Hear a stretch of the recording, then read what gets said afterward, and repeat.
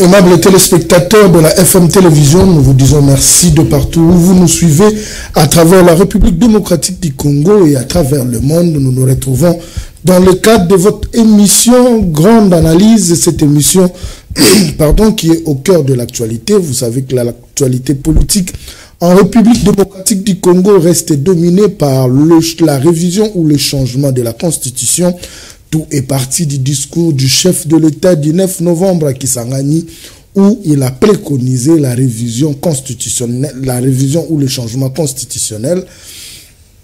Une pensée qui a commencé à prendre corps. Aujourd'hui, on ne parle plus de la révision. Nous allons dans la logique du changement de cette constitution, parce que le président de la République, lors de son récent séjour dans les Hauts-Katanga, il a martelé sur le changement de la Constitution et il a dit haut et fort, personne n'allait l'arrêter pour changer cette Constitution. Nous pensons que c'est de ces sujets que nous allons nous entretenir autour de cette émission. À part ça, nous allons évoquer aussi que les grandes lignes des États généraux de la justice aujourd'hui, c'est vrai, une activité accueillie avec pompe, il y a eu tant d'intervenants, mais les résolutions qui ont été prises sont récusées par certains membres ou certains praticiens des droits qui disent que cela ne tienne pas. Ce sont tous ces deux sujets ou ces deux thématiques que nous allons évoquer autour ou pendant cette émission. Sur ce plateau, nous avons M. Steve Kabasele, c'est un habitué de cette émission.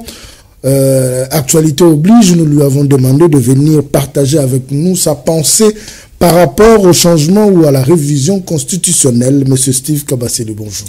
Bonjour mes chers téléspectateurs qui nous suivent en ce moment et bonjour à mes deux filles, Divine et Jessica Kabasele. Nous leur saluons aussi.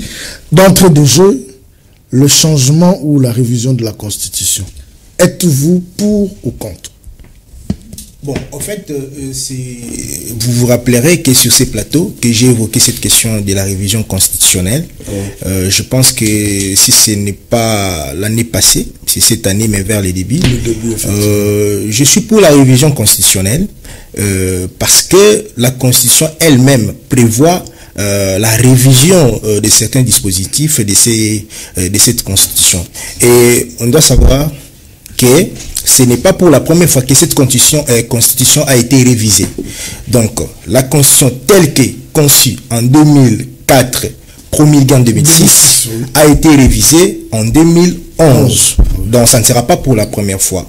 Mais certainement, il y a la paire du côté de l'opposition, actuellement, comme ça a été le cas hier avec Joseph Kabila, où les gens craignaient le changement ou la révision de l'article 220 qui prévoit le mandat du président de la République, 5 ans renouvelables une seule fois. Mais est-ce que c'est important à l'heure actuelle que nous puissions parler du changement de la Constitution? Bon, en fait, la Constitution elle-même ne prévoit pas les moments où on peut changer ou réviser la Constitution. Je pense que quand vous lisez l'article 219, si je ne me trompe pas, on cite les personnalités ou les institutions qui sont habilitées à initier la révision constitutionnelle, y compris le président de la République. Et le président de la République, en tant que le garant du bon fonctionnement des institutions de la République, il juge que c'est opportun qu'on puisse réviser ou changer la Constitution. Mais moi, je préfère rester dans la logique de la révision constitutionnelle. Et je pense que c'est à lui, le garant de cette loi fondamentale, qui juge l'opportunité. Et je pense que le moment venu, comme il a promis, il va faire appel à une commission qui va réunir, n'est-ce pas, toutes les couches de la population ou toutes les couches des intellectuels pour réfléchir sur la question. Pour réfléchir sur la question, mais en regardant lors de l'annonce de la révision ou du changement de la constitution à Kisangani, le président de la République était un peu modéré. Il avait dit, c'est vrai que ce n'est pas une urgence, il mettra en place une commission. Certaines personnes ont même interprété, comme il a parlé de 2025, ça peut être aussi à la fin de l'année 2025. Mais en le suivant récemment à Lubumbashi, il a aussi le ton pour dire que personne n'allait l'interdire. Personne n'allait l'interdire de changer ou de réviser cette constitution. Est-ce que vous ne voyez pas, apparemment, il y a une autre, cette logique où ces souhaits prennent une autre tournure. C'est comme si le président de la République voulait faire face à des personnes qui l'interdisaient ou veut mettre en épreuve ce qu'ils disent qu'il ne saura pas le faire. Vous ne voyez pas que ça aille dans ce sens-là? En fait, après sa sortie à Kisangani, il y a eu des réactions qui ont fait de partout, de l'opposition, de la société civile, voire même l'Église catholique, qui ont dit non à cette logique. Je pense que le président de la République a voulu réitérer ses propos qu'il a tenus à Kisangani, à Lubumbashi, pour dire que quoi qu'il en fasse, il va aller jusqu'au bout de sa logique. Et je pense que ici, la question fondamentale est celle de savoir est-ce que le président de la République a le pouvoir ou les prérogatives d'initier la révision constitutionnelle? Oui ou non? C'est oui. C'est oui. Parce que la Constitution elle-même le prévoit. Et vous vous rappellerez ici sur ce plateau, une fois je l'ai dit, qu'il y avait certains dispositifs comment dirais-je, constitutionnel qu'il fallait revoir. Par exemple, l'article 10 qui parle de la nationalité. Vous savez, il y a certains Congolais compatriotes diaspora qui souffrent aujourd'hui, qui sont privés de leurs droits en tant que Congolais d'origine, juste parce qu'ils ont acquis des nationalités étrangères pour des raisons évidentes, peut-être sociales par exemple. Tout récemment, il y a eu élection à l'UNPC, qui est votre corporation. Je pense que le patron du Télé 50, Jean-Marie Kassamba, qui s'est vu écarté, faute de leur nationalité.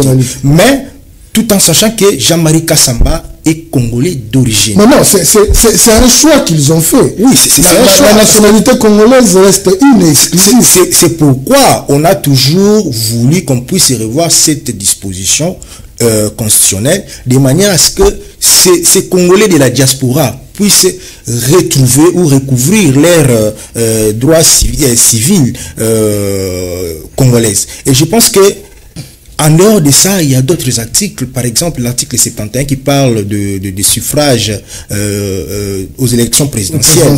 Donc, nous étions à deux tours. Aujourd'hui, nous sommes à un seul tour. Et vous vous rappellerez, lorsque le président de la République a été élu à son premier mandat, il a été élu, je crois, à moins de 30%, si je ne me trompe pas. Ce n'était même pas 50%. Oui. Alors, si, par exemple, faudrait-il revoir cet article pour nous permettre, n'est-ce pas, d'essayer un peu de revoir cette question de légitimité, sur comment un président élu avec absolument. Un président qui doit diriger plus de 100 millions d'habitants, qui doit être élu peut-être par moins de 20 millions de Congolais. Et je pense que en dehors de cet article, il y a d'autres articles qu'il faut revoir. L'article 214 par exemple, l'article 217 qui a 217 qui fait couler encre et salive. Absolument. Aujourd'hui, on dit que les gens, c'est ça même, je dirais, le bouclier de ceux qui veulent le changement, parlant de la RDC, PC2 de terre, à des tierces au nom de l'unité africaine. Mais c'est, en fait, la question que moi je me pose, c'est dans quel contexte que cela a été écrit, cet article 217. Bon, vous savez, l'esprit et la lettre de la Constitution, il n'y a que les législateurs qui ont rédigé cette constitution, qui savent l'esprit et la lettre de la constitution. Et je pense que moi, je peux apporter mon interprétation à moi, vous pouvez apporter les vôtres, le président de la République pareil, l'opposition pareil. Et je pense que l'article 217, bien évidemment, ça a créé une polémique concernant la cession des notaires. Mais Sinon, ma compréhension à moi, lorsque j'ai lu ça, je pense que lorsqu'on adhère dans des organisations régionales ou sous-régionales, il y a des principes établis dans ces organisations-là. Et lorsque vous y adhérez, vous devez accepter ces obligations. Par exemple, je peux vous parler des EAC. L'EAC, il y a l'OADA. Aujourd'hui, au-delà du droit congolais, il y a les droits OADA. Donc, nous sommes obligés d'accepter de nous comporter conformément aux droits OADA parce que nous sommes membres. Et en ce moment-là, nous avons perdu une partie de notre souveraineté. N'est-ce pas? Parce que nous sommes obligés de respecter les droits qui ne sont pas les nôtres, au-delà de ce que nous avons comme droit.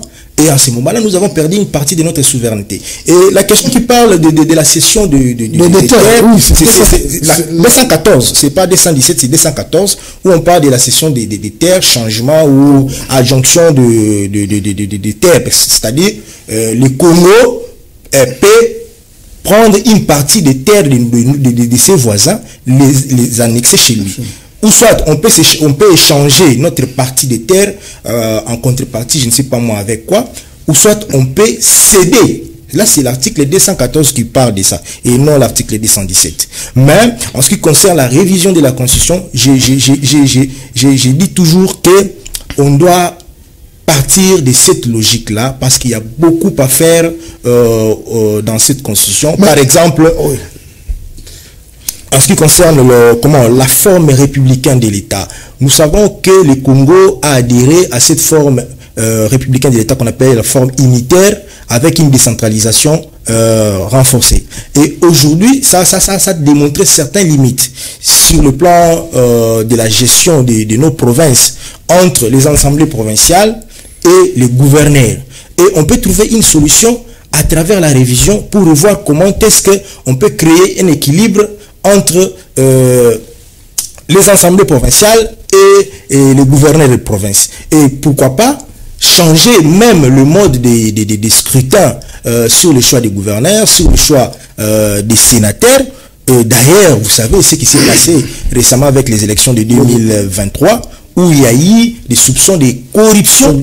Parce que il y avait tout simplement, avec 4 voix, vous êtes élu, il suffisait de voir 4 députés provinciaux, vous avez la possibilité d'être élu comme sénateur, et peut-être quelqu'un qui est ici d'un parti politique ou regroupement politique qui a moins de 10 députés provinciaux, ou députés provinciaux plutôt, mais il se retrouve être élu gouverneur ou vice-gouverneur. Et je pense que si on arrivait à revoir certaines dispositions dans ce sens-là pour trouver un certain nombre d'équilibres dans ce sens. Nous sommes dans la logique, en vous entendant parler, nous sommes dans la logique de la révision. Mais aujourd'hui, à l'UDPS, on ne parle plus de la révision, on parle pas de changement. Et vous pensez que tout ce temps-là qu'on prendra pour écrire cette nouvelle constitution, ça sera avantageux pour nous? Je reviens parce que le jeudi dernier, Augustin Kabouya a tenu une matinée politique au siège de l'UDPS où il a dit clairement aux membres de l'UDPS, c'est-à-dire cadres et militants, que le changement de la Constitution doit être leur cheval de bataille aujourd'hui. Qu'est-ce qui se cache derrière ça? En fait, c'est ça la grande forêt. C'est ça. C'est vrai que l'idée de revoir ou de changer peut être bonne, mais plus une certaine opinion se pose la question, pourquoi seulement cette initiative lors de leur second mandat? Et pourquoi, en regardant la Constitution, ce ne sont pas tous ces articles qui ont été mal écrits? On peut réviser, parce que dans la logique du départ, c'était la révision. Mais aujourd'hui, on ne veut plus parler de la révision, on veut parler du changement. Qu'est-ce qui se cache derrière avant que nous puissions aborder le point de vue des opposants? Vous savez, nous sommes dans la démocratie. On dit toujours que dans la démocratie, ce sont des chocs d'idées qui priment. Je pense que depuis la nuit des temps, l'UDPS n'a jamais été d'accord avec cette constitution. D'ailleurs, bien évidemment, avant la promulgation même de cette constitution, ils ont boycotté le référendum, je crois en 2006, je crois. Et je pense que pour moi, je ne suis pas étonné de voir... Le référendum de 2005. Je pense avant les élections de 2006. Je pense que, pour moi, je ne suis pas étonné de voir l'IDPS manifester dans ce sens-là. C'est ce qui crée d'ailleurs les ondes d'ombre dans la tête de l'opposition, parce que si on va dans la logique de la révision constitutionnelle, il y a des articles qui sont verrouillés. Par exemple, l'article 220 qui interdit au président de la République de briguer le troisième mandat. Mais si nous allons dans la logique du changement de la Constitution, à cet effet, même les articles qui sont verrouillés risquent d'être changés. Voilà. Risque d'être changé. Donc à ce moment-là, on va créer une brèche qui permettra au président de la République soit de recommencer tout à zéro, qui profitera aussi peut-être au président Joseph Kabila, c'est là où de faire aussi son comeback. Oui. C'est là où je voulais en venir. Si on doit changer la Constitution, que tout doit tomber, nous passons de la 3e République à la 4e République. Donc Kabila, à la main tendue, il peut revenir. Alors, pourquoi l'avoir combattu si aujourd'hui nous devons lui donner des béquilles pour qu'il revienne sur la scène politique? Connaissant Joseph Kabila, je ne pense pas que Joseph Kabila est dans la logique de revenir dans la gestion du pays. Peut-être qu'il y a ces lieutenants qui pensent de la sorte, mais Joseph Kabila, à son temps, j'ai suivi une vidéo, il avait tenu une conférence de presse où il a dit qu'il était le seul qui a bâti campagne pour convaincre les Congolais à accepter cette constitution. Et il est allé plus loin pour dire que cette constitution l'appartenait. Et je ne pense pas que Joseph Kabila serait dans la logique d'accepter, n'est-ce pas, ce qu'il qualifie son œuvre, que cela soit changé. Bien que ça profiterait aussi à lui pour lui permettre de revenir dans les affaires. Mais je crois que dans la logique de créer l'harmonie et l'unité ou de l'intégrité territoriale, je pense qu'on peut rester dans la logique de la révision et non changer totalement la Constitution. Restez, ça c'est selon vous, dans la logique de la révision pour toucher certains articles. Oui. Mais non le changement. Mais à l'opposition, apparemment, on crie à la triche. Ils se disent et la révision et le changement profitera au président de la République qui cherche à s'éterniser au pouvoir. Qu'est-ce que vous pensez de cette façon de voir les choses? Non, ça, je peux dire que c'est un langage politique de l'opposition. Donc l'opposition a le devoir, n'est-ce pas, de faire les contrepoids à chaque fois qu'il y a quelque chose qui ne va pas du côté du pouvoir, mais dire que la révision constitutionnelle profiterait au président de la République, ce n'est que l'article 220. Or, la loi est claire quant à ce, si on doit réviser cette constitution de 2006, il y a des articles qui sont verrouillés. Oui. L'article 220, la forme républicaine de l'État, ainsi de suite. Mais moi, je pense que je suis tout à fait d'accord avec la révision constitutionnelle pour des raisons que je vous ai évoquées ici sur ce plateau. Parce que je pense que le gouvernement devrait être nommé par le président de la République, non élu au suffrage que les sénateurs puissent être élus comme les députés nationaux, et il faudra qu'on puisse supprimer par exemple certaines institutions à l'appui à la démocratie, comme le conseil économique et social. Le CSA. Non, pas le conseil économique et social okay. Que je trouve, comment dirais-je, inopportun. Une institution que je trouve inopportune, budgétivore, inutile. Là où va notre vieux ça n'est pas même repris dans la Constitution, c'est une histoire qui a été créée. Mais sur le plan budgétaire. Oui, ce sont des institutions qu'on doit supprimer. Et d'ailleurs, je pense même en ce qui concerne le Parlement, qu'on puisse quitter le Parlement bicaméral pour aller au monocaméral. On peut rester tout simplement avec l'Assemblée nationale, supprimer soit le Sénat. Mais c'est ça la logique. Si on veut les Congo, on doit essayer un peu d'être souple sur certaines questions. On ne va pas tout simplement voir nos propres intérêts, n'est-ce pas? On doit voir les intérêts collégiales, les intérêts de tous. Et je pense que si on arrivait à ça, supprimer le Sénat, supprimer les conseils économiques et sociaux, les assemblées provinciales aussi. Il y a une histoire. Parce que c'est chaque année qu'ils entrent en conflit avec l'exécutif. Tout simplement. Donc, c'est le moment qu'on fasse un diagnostic, alors évaluer, le bon diagnostic, évaluer, proposer, comment dirais-je, des recommandations, et ces recommandations, ça sera des dispositions qui seront peut-être révisées, ou certaines dispositions qui seront, comment dirais-je, entrées dans la Constitution, pour permettre à ce que le pays puisse aller de l'avant. Et je trouve anormal, par exemple, avec notre régime politique, le régime semi-présidentiel, où le Premier ministre est nommé par le président de la République, mais il est redevable, le Premier ministre est redevable au Parlement. Il est redevable au Parlement. C'est le président de la République qui va vers la population pour solliciter les suffrages, mais c'est le Premier ministre qui est chef du gouvernement. C'est le Premier ministre qui est chef du gouvernement. Mais quand il y a un problème, c'est le président de la République, Talabso Lukambo. Donc ce sont des questions qu'on doit essayer un peu de diagnostiquer, voir comment recadrer les choses dans la logique de travailler pour l'intérêt général de la RDC. Monsieur Steve Kabasele, de vous à moi, Kinshasa, c'est le miroir de la République. Regardez comment est-ce que les Congolais vivent. Et cette question-là m'a été posée par un commun de mortels, un Congolais. Bino Bapanzi Sangozo, le Bélara Mamba révision.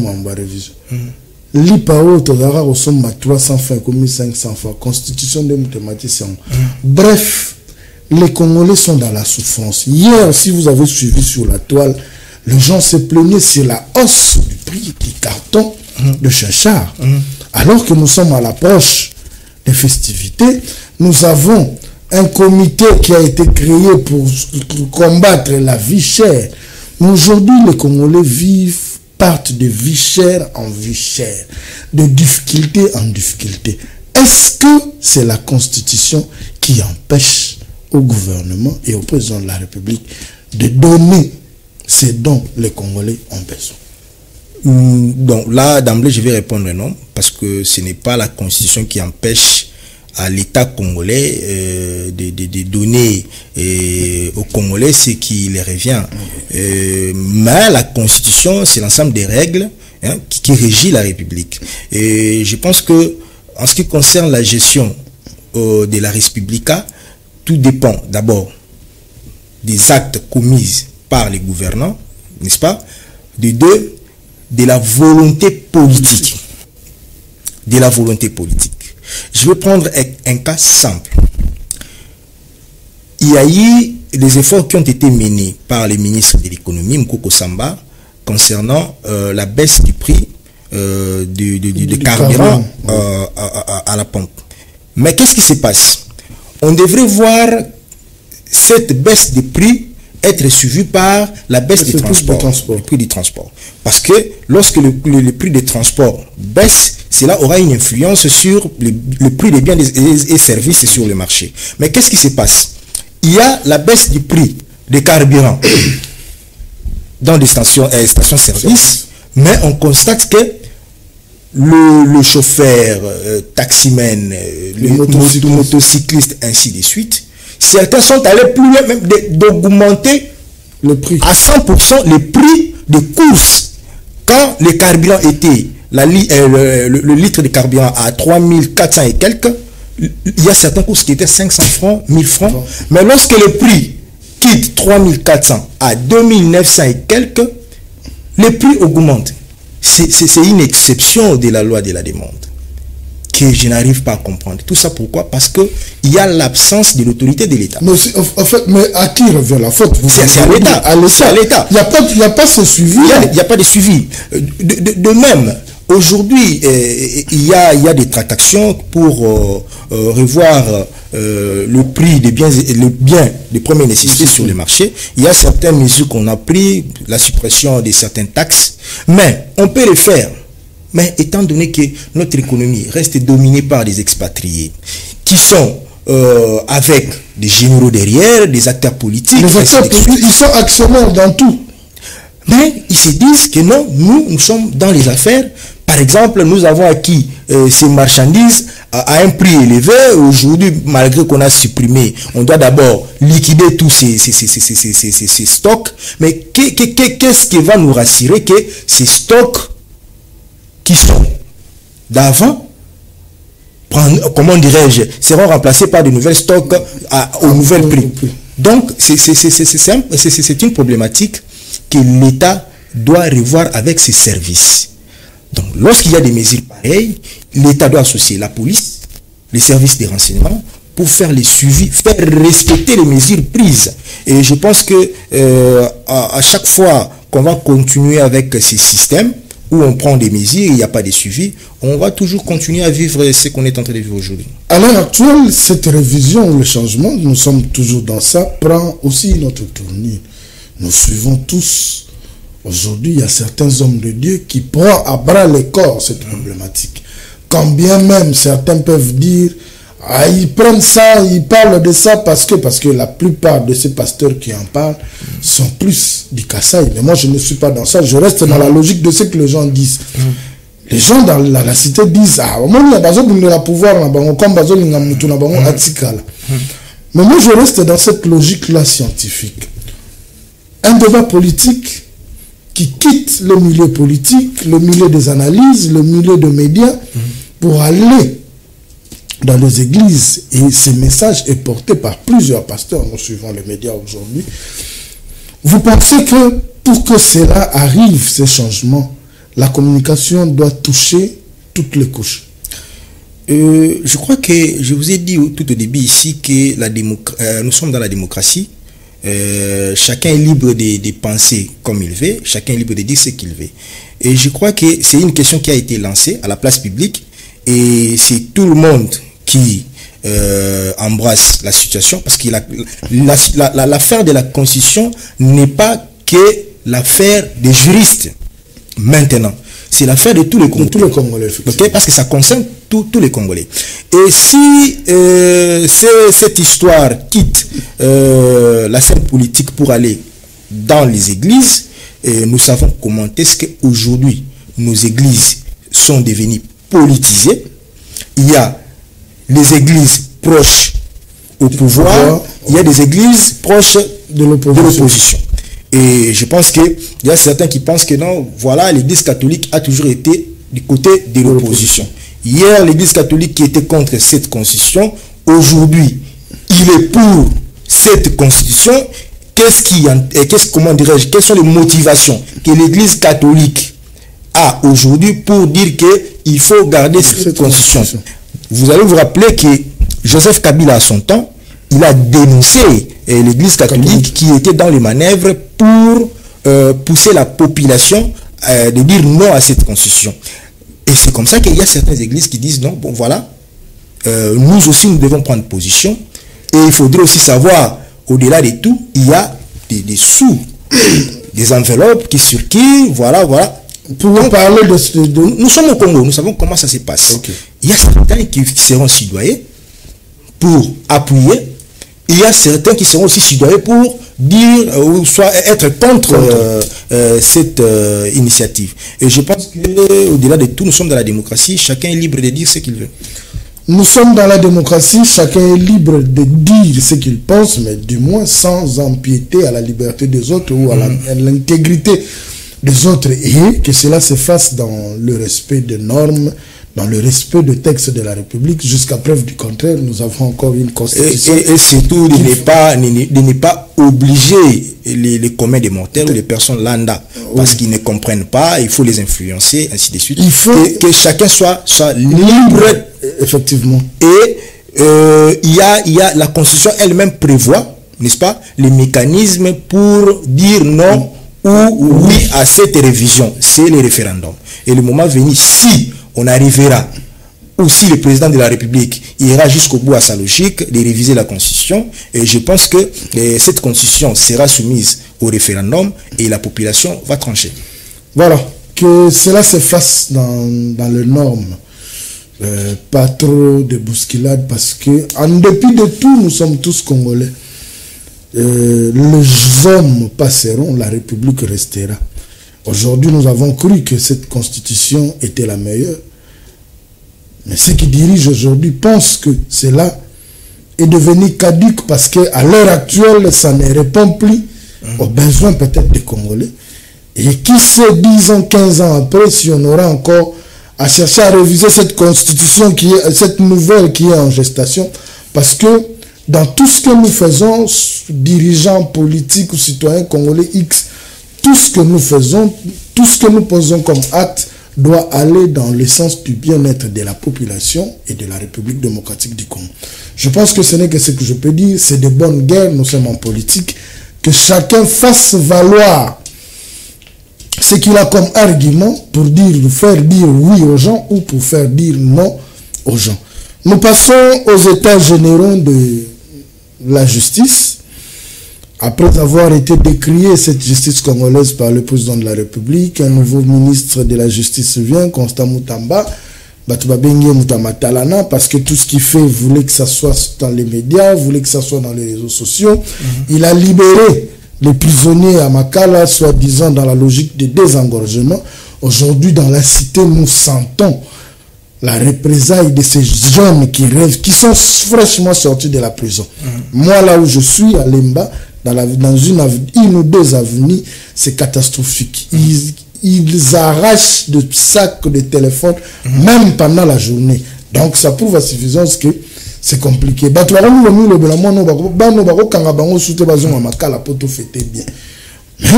pour le ministre de la Justice, ils s'étaient dit que c'était une bonne décision parce qu'il fallait désengorger les prisons.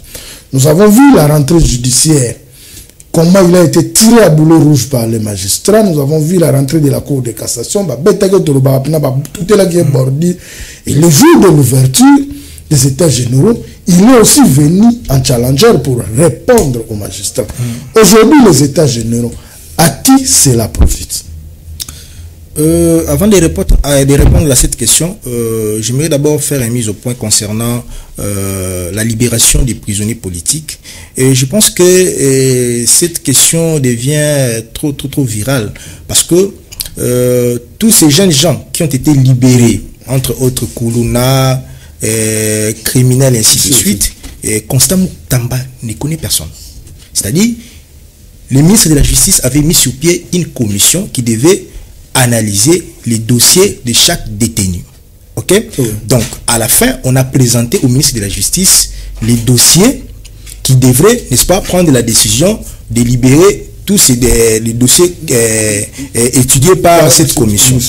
Et je crois que à la fin, il y a eu la libération en masse de ces détenus dans la logique de désengorger nos prisons. En ce qui concerne la guerre, comme on l'a dit, la guerre entre les magistrats et les ministres de la Justice, soyons sérieux. Et nous savons tous que notre justice est malade. Soyons très clairs.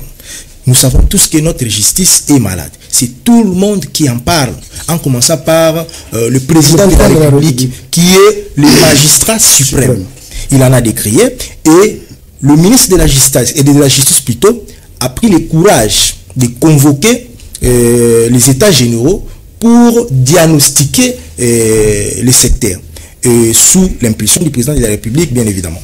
Et je crois que ces États généraux ont été, à un moment, pour les magistrats, pour le ministre de la Justice, pour les gens de la société civile, parce que nous avons vu le pasteur, nous avons vu les chefs coutumiers, il y avait des acteurs politiques, chacun devrait parler pour permettre à ce que, lorsqu'il y aura des recommandations qui seront mises sur pied, que nous puissions vivre un changement dans le comportement de la justice au Congo. Mais nous savons, dans la démocratie, il n'y a pas l'unanimité. Hein. Oui. C'est-à-dire, il y a la majorité, il y a la minorité. Et il y a certains magistrats qui ont dit non à certains points où les recommandations qui ont été mises ou lises par les rapporteurs, Maître Aimé Kilolo. Et je crois, parmi lesquels il y a la suppression du Conseil supérieur de la magistrature qui doit être remplacé par le Conseil supérieur de la justice. Alors, moi je crois que à ce stade, il y a certaines choses qu'on doit essayer un peu d'amender. Par exemple, sur le Conseil supérieur de la justice. Je ne suis pas contre la création du Conseil supérieur de la justice, mais il faudra essayer un peu de voir certaines choses là-dedans. Parce que, avec le Conseil supérieur de la magistrature qui était présidé par le président de la Cour constitutionnelle, tout en respectant le principe de séparation du pouvoir entre le pouvoir judiciaire et le pouvoir exécutif. Mais vous allez constater que dans la création du Conseil supérieur de la justice, on crée une ouverture à certains corps. Il y a le président de la République qui intègre, il y a le ministre de la Justice qui intègre... Une façon pour le ministère de chercher à étouffer le pouvoir de magistrat. Non, pas d'étouffer, mais peut-être d'avoir l'œil dans ce qu'ils font. Mais la crainte est qu'il y aura peut-être émission du pouvoir exécutif sur la justice. Donc nous savons, nous sommes dans un environnement où... surtout que ça se passe en République démocratique du Congo. Tout à fait, nous connaissons comment la politique fonctionne et c'est ça la crainte des magistrats. C'est de bonnes guerres. Et je pense que il y a une recommandation qui dit que c'est le président de la République qui dirige ou qui préside le Conseil supérieur de la justice. En cas d'empêchement ou d'absence, c'est le ministre de la Justice qui préside. Ça ne sera plus le président de la Cour constitutionnelle. Alors, qu'est-ce qui se passe en ce moment? Le président de la République ou le ministre de la Justice qui peut présider les conseils a la possibilité, n'est-ce pas, de casser certaines décisions prises par la justice. Et je crois que en ce moment-là, c'est la politique qui va primer sur la justice. C'est ça la crainte des magistrats. Certainement, il y a certains bavures dans les chefs de non-magistrats, pas tous les magistrats. Il y a certains magistrats qui se respectent. Et il y a certains qui sont là, peut-être comme les hommes d'affaires. Oui, en parlant de ça, je ne vous prends pas au mot, mais je vous prenez le cas de ces magistrats qui venaient d'être condamnés, qui a laissé fuir le monsieur, le kidnappeur, pour $600 et 500 000 francs. C'est ça. Quelque part, le ministre de la Justice a raison. Ce monsieur-là qui a tout créé la terreur dans la ville. Mais pour $600 et 500 000 francs, j'ai dit qu'il faut, parce que la question a été mise à la disposition du président de la République pour l'arbitrage. Et je crois qu'il faudra peut-être qu'on puisse revoir un peu comment est-ce qu'on peut laisser une brèche de séparation, donc tout en respectant les principes de séparation du pouvoir entre l'exécutif et le pouvoir judiciaire.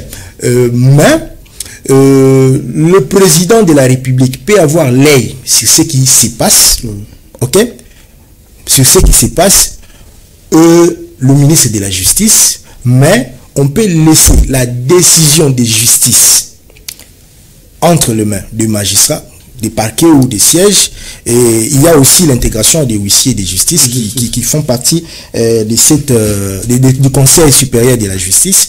Et je crois pour créer l'harmonie, pour créer un climat de paix, et il faudra que cette question puisse être peut-être redébattue pour ne pas friser les uns les autres. Et si on continue avec cette alliée, donc c'est la République qui sera perdante. C'est la République qui sera perdante. Je pense que nous arrivons à la fin de notre émission. Vous avez 2 minutes Qu'est-ce que vous avez voulu dire que vous n'avez pas dit, en commençant par la révision de la Constitution ou son changement et les états généraux de la justice? Adressez-vous aux Congolais qui vous suivent. Ce que je peux dire, que les acteurs politiques doivent être conséquents d'eux-mêmes, surtout cohérents. Pourquoi je dis ça? Je connais certains acteurs politiques qui ont piloté, n'est-ce pas, une commission pour atteindre aux réformes sur le plan national. Parmi les réformes, il y avait la révision de la Constitution. Je les ai vus même sur les chaînes étrangères. Mais aujourd'hui, ce sont les personnes qui sont au premier plan pour contraindre la révision constitutionnelle. Donc on doit être peut-être conséquent. Quand on réfléchit, c'est-à-dire on réfléchit avec son âme. Et on ne réfléchit pas pour les intérêts. Et de deux, je pense que nous allons diriger ces pays demain dans notre logique à nous, peut-être avec notre parti politique, le parti Ligue des serviteurs, parti cher à l'honorable physicien Ntingi Pouloulou. Et je pense que quand nous serons aux affaires, vous allez vivre le changement, vous allez vivre comment est-ce que nous allons travailler pour servir les autres. Et je crois, donnez-nous la chance, et à cet effet, je profite de cette occasion de lancer un appel à tous les Congolais d'adhérer massivement plutôt au Parti Ligue des serviteurs. Et nous voulons que chaque parcelle dans la ville de Kinshasa, qu'on trouve ne fût-ce qu'un membre de notre parti pour pousser le parti d'aller en avant. Merci beaucoup. Je pense que c'est par ces mots de notre invité, Steve Kabasele, que nous mettons un point final à cette émission Grande Analyse. Merci de votre passage. Merci de votre disponibilité, parce que ce n'est pas toujours facile de vous avoir, vu vos occupations. C'est moi qui vous remercie. Vraiment. Je m'en vais saluer une dame depuis Bruxelles. Elle s'appelle Fifi Louzoual. Maman Bafeti Yango Toyoka. Et ça, bien. Je salue mon vieux Martin Mantonsi. Martin Mantonsi, salutations à toi. Et depuis la France, je vois le grand artiste, lui, on l'appelle Kustomo Piwi, mais c'est le chanteur Moyembi. Big salutations à toi, Kustomo Piwi. Tous l'appellent Libanga na disque, le disque peut zoyate. Mais on est là. Big salutations à toi et merci à Galan Mouya qui a réalisé, qui était à la prise de vue seul. Mais bon, mais la qui s'y prenait que Marambeza est belé dans Moutou et l'émission s'est réalisée. Il était seul, il a tout fait seul. Nous te disons merci beaucoup. On se retrouve prochainement avec d'autres invités et une autre thématique. Au revoir.